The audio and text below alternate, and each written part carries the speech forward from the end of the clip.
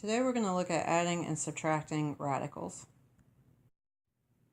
In order to add or subtract the radicals, the radicand must be the same number. So that means you have to have the same kind of root and the same number with that root. So for example, you have to have both cube root 8s in order to add or subtract, or both square root 2 to add or subtract. They have to have the same number underneath and the same index. If not, you're going to have to simplify them, and then you're going to add or subtract the coefficients, the numbers that are out in front of the radical sign, and then the numbers underneath and the index will not change. So example 1, we have 4 square root 7 plus 9 square root 7. So first off, notice how these are both square root 7. So since we have the same square root, that means that we can add our coefficients out in front, which are 4 and 9. So 4 plus 9 will give us 13, and then we leave that square root 7, and that's our answer. So example 2, we have 5 square root 8 minus square root 32. So on this one, notice how these aren't the same square root. We don't have the same number underneath those radical symbols. So these we're going to have to simplify and see if we can get the same thing.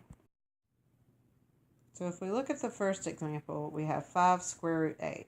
So let's break down this 8. So we can say 8 is the same thing as 4 times 2. Break down that 4 into 2 and 2, and then bring down this 2. So we have a pair of 2's with a 2 left over. So square root 8 is the same thing as 2 square root 2.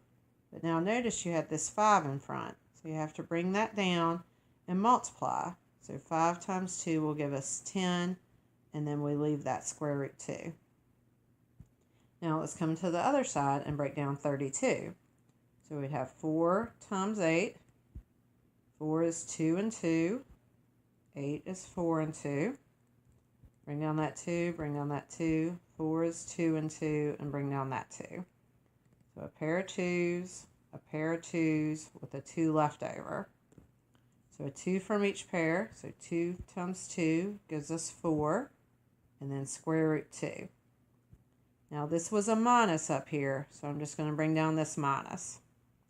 So now I'm going to say 10 minus 4, which is 6, and then leave the square root 2. That's my final answer.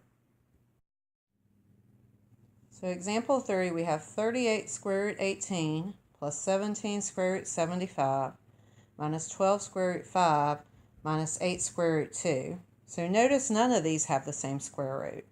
So we're going to try to simplify to see if we can get some of the square roots alike. So I'm just going to separate these so we have a little bit of space between each one. I'm going to start with this square root 18. So I'm going to say 9 times 2 will give me 18. 3 times 3, bring down this 2. So a pair of 3's with a 2 left over. So 3 square root 2. But I have this 38 in front that I'm going to have to bring down and multiply. So 38 times 3 is 114, and leave that square root 2. Alright, now I'm going to go to the middle one, break down 75. I'm going to say 25 times 3. 25 is 5 and 5 with a 3. So a pair of 5's with a 3 left over. So 5 square root 3. Bring down this 17 in front and multiply. So 17 times 5 is 85 square root 3. Okay, and then 5, I can't break down 5. So I'm just going to bring that straight down. There's nothing to do there. And 2, I can't break down, so I'm just going to bring that one straight down as well. Now bring down our sign. So here we had a plus, so put a plus there. Here we had a minus, so carry down the minus. Here we had a minus, so carry down our minus. So now let's combine like terms. So here I have a square root 2, and here I have a square root 2. So I'm going to combine my coefficients. So 114 minus 8 is 106. Leave that square root 2. Then I have a square root 3. That's the only one, so I'll bring that down. And I have a square root 5. That's the only one, so I'll bring that down. And then this is just my final answer. All I could combine was that first one and that last one.